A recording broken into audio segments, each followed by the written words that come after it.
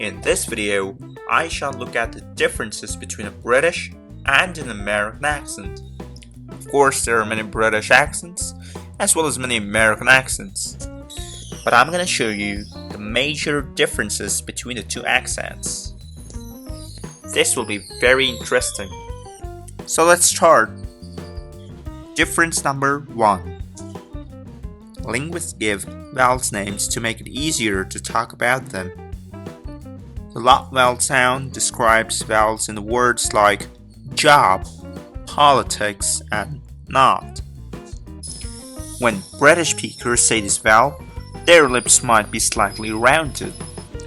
But Americans use a different vowel sound, and their lips will be more open. Now listen carefully to the sentence, and finally get the job done. Now listen to the British version of this. And finally, get the job done. Set politics aside. Set politics aside. If not, they must return home. If not, they must return home. And now, difference number 2. The bath vowel sound describes the vowel sounds in the words like behalf, past, and path. British speakers, especially those in the south of England, will use a more back vowel sound here, but Americans tend to use a more front vowel sound. So, let's go ahead and listen to these 3 words. Behalf, Behalf, past, past, path. path. And now, difference number 3. The words water, authority, and fighting have the T in the middle. Brits will tend to pronounce a T sound here, but Americans will use a tab.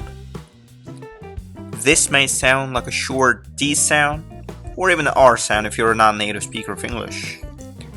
Now let's listen to the next set of words. Water, Water, authority, authority, fighting. fighting. The word yard describes a y sound. In the word new, Brits will tend to pronounce a y sound here, but Americans don't. In an American accent, the yod is dropped. When we take the word duty, in Great Britain, this word can be pronounced with a y sound, but it's also commonly pronounced with a j sound. This change from y to j is called yod coalescence. Now listen to this. Duty, Duty, or we can even say duty. Now let's move on to the R sound.